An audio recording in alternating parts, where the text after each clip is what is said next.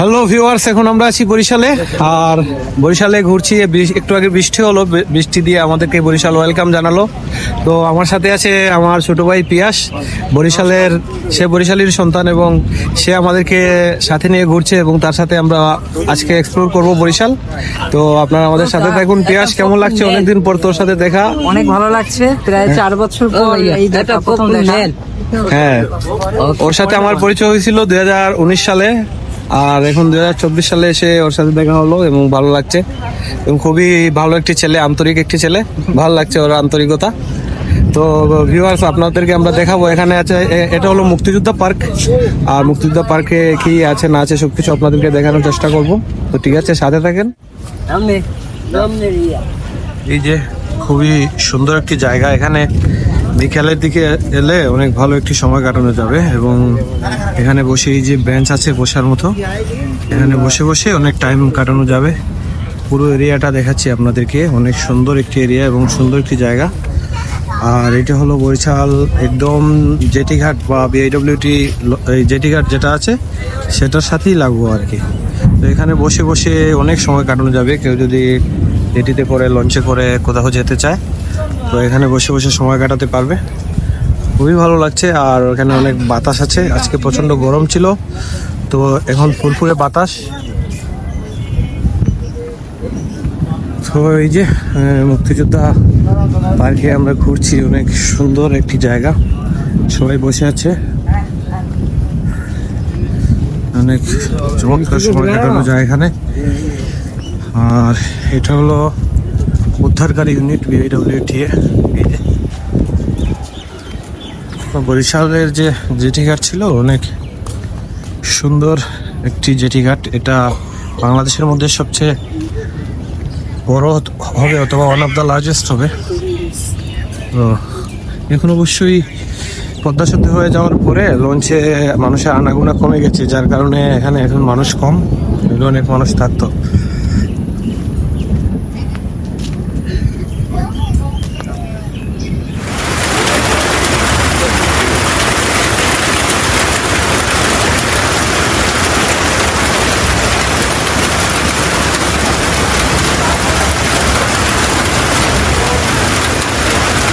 এখন ট্রলারে করে ওই পারে যাব, ওই যে ওইদিকে এখানে অ্যাডামস পার্ক আছে, অ্যাডামস পার্ক দেখে রুম করতে যাব। আর এই ট্রলারে করে যাব। এই ট্রলারটা আমরা ভাড়া নিয়েছি রিজার্ভ 200 টাকা দিয়ে, 6 জন আছি। তো ভিউয়ার্স, দেখতে পাচ্ছেন যে আমরা এখন কীর্তনকুলা নদীতে আছি। কীর্তনকুলা নদীর এপারে যাব, বরিশাল শহর থেকে আমরা এপারে যাব। এখানে একটা পার্ক আছে, অ্যাডামস পার্ক, তো পার্কটা দেখে তারপরে আমরা আবার ব্যাক করবো। আর এই যে নদীর যে অবস্থা,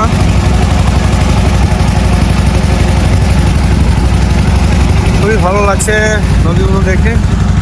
আর বাংলাদেশ তো নদীমাতৃক দেশ, আর বরিশালে তো জলের রাজ্য বরিশাল। বরিশালকে বলাই হয় যে ধান নদী খাল, এই দিনে বরিশাল। তো আমরা এখন বরিশালের কীর্তনকুলা নদীর উপরে আছি, আশা করি ভালো লাগছে। আর ট্রলারের ইঞ্জিনের শব্দে আসলে বোঝা যাচ্ছে কিনা আমি জানি না আমার কথাগুলো।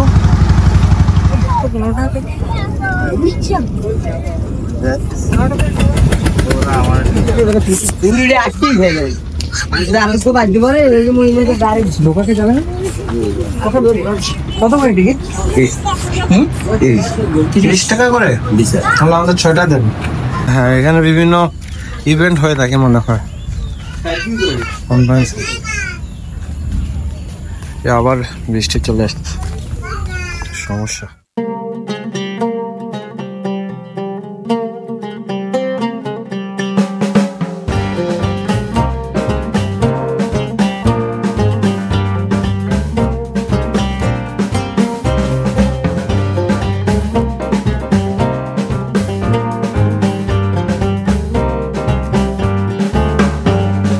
يسمع خطاني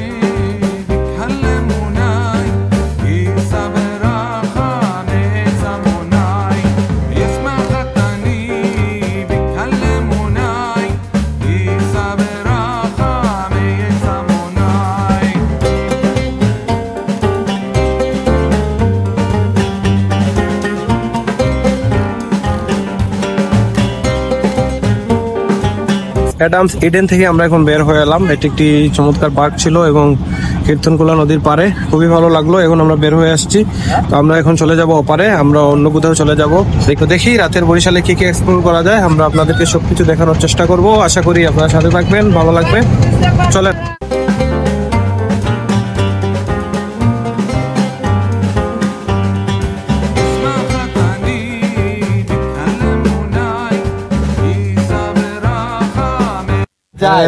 এখন আমরা আছি বরিশালে কীর্তনখোলা নদীর তীরে। এটা হলো 30 গুডাউন নদীর পাড়ে আছি আমরা। এখন সিঙ্গারা খাবো। এই যে এখানে একটা বিখ্যাত সিঙ্গারা আছে বোম্বাই মরিচের। তো আমরা একটা দোকানের সামনে বসেছি, সিঙ্গারা অর্ডার দিয়েছি, সিঙ্গারা আসছে। তো আসার পরে আপনাদেরকে দেখাচ্ছি কিরকম সিঙ্গারা। তো আমরা অনেক গল্প শুনেছি সিঙ্গারাটার, দেখি খেয়ে দেখি কিরকম লাগে। বরিশালের একটি বিখ্যাত সিঙ্গারা। এই যে বরিশালের ভাই আছে সাথে। তো ভাইয়ের নামটা কি বলো? আমার নাম তুহিন। হ্যাঁ, তুহিন। তো ভাই আছে আমাদের সাথে বিকাল থেকে। তো এর আগে তো আপনারা দেখছেন পিয়াস ছিল, পিয়াস এখনো আছে অন্য পাশে, আর তুহিন আছে আমার পাশে। তো তারা আমাদেরকে নিয়ে ঘুরছে। তো কেমন লাগছে বলো তো, যে আমরা আসলাম এত দূর থেকে? এরা সিলেট থেকে আসছে আমাদের বরিশালে ঘোরার জন্য। আমরা চাইতেছি মায়েদেরকে আমাদের বরিশালের সব থেকে আকর্ষণীয় জায়গাগুলো ঘোরানোর জন্য। তো আমরা এখন 30 গুডাউনের সিঙ্গারা পয়েন্ট। তো এই জায়গা থেকে ভাইরা সিঙ্গার খাবে, তারপর আমরা দেশ পার্ক বঙ্গবন্ধু দেশে যাবো। ধন্যবাদ। আমাদের সামনে সিঙ্গারা চলে আসছে। এটা হলো বোম্বাই ঝালমরিচের সিঙ্গারা, বোম্বাই ঝালমরিচের সিঙ্গারা। সাথে এই যে সস টস আছে, এগুলো দিয়ে আমরা খাবো। এগুলো কত করে পিস? 3 টাকা করে পিস। দেশে এখনো 3 টাকা পিস সিঙ্গারা পাওয়া যায়, এটা হলো অনেক বড় বিষয়। এখন কোথাও পাওয়া যায় না, কিন্তু 5 টাকার নিচে কোথাও পাওয়া যায় না। এটা অনেক বড় বিষয়। ঠিক আছে, আমরা খাই, খাওয়ার পরে দেখাচ্ছি আপনাদের।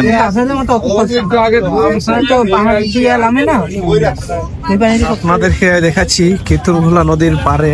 এটা হলো 30 গুডাউন এলাকা বরিশাল শহরের, এবং খুবই মনোরম একটি এলাকা। এখানে বসে মানুষ আড্ডা দেয়, তারপরে এখানে বিভিন্ন ধরনের খাবার আছে, স্ট্রিট ফুড আছে। এবং আমরা খেলাম বোম্বাই মরিচের ঝাল সিঙ্গারা, খুবই ভালো লাগলো।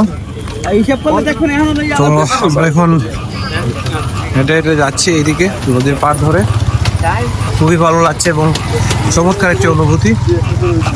আর এসব জায়গায় আসলে বারবার আসতে মন চায়।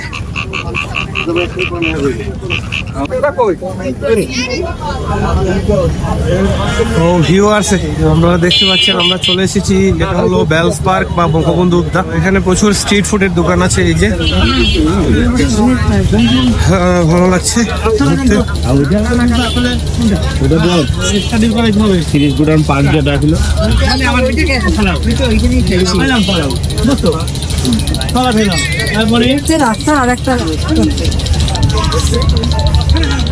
এই রাতের বেলায় এখনো অনেক মানুষ এখানে। এই যে আমি দেখাচ্ছি ঘুরিয়ে পুরো পার্কটা। এগুলা তো ভিউয়ার্স দেখতে পাচ্ছেন, আমরা একটা দোকানে আসলাম। এটা হলো দয়াল টি হাউস, এটা বঙ্গবন্ধু উদ্যানের পাশেই। তো আমরা চা খেতে আসছি। এখানে দুধ চা, চকলেট মালাই চা, চকলেট চা, স্পেশাল মালাই চা, বিভিন্ন ধরনের চা আছে। আমরা চায়ের অর্ডার দেবো, দেখি কি চা খাওয়া যায়।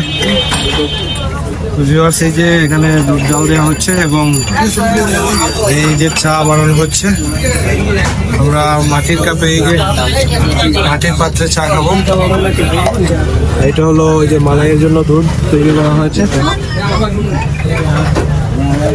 আর এই পাশে হলো বেলস পার্ক বা এখানে প্রচুর জমজমাট, অনেক মানুষ এখানে আসেন ঘুরতে এবং আড্ডা দিতে। বিকেলবেলায় এই জায়গাটা অনেক জমজমাট হয়ে যায়। তো ভিউয়ার্স, এই যে আমাদের মালাই চা চলে এসেছে। এটা হলো 50 টাকা। আর এটাকে এভাবে ইয়ে করে নাড়া দিয়ে তারপরে খেতে হবে।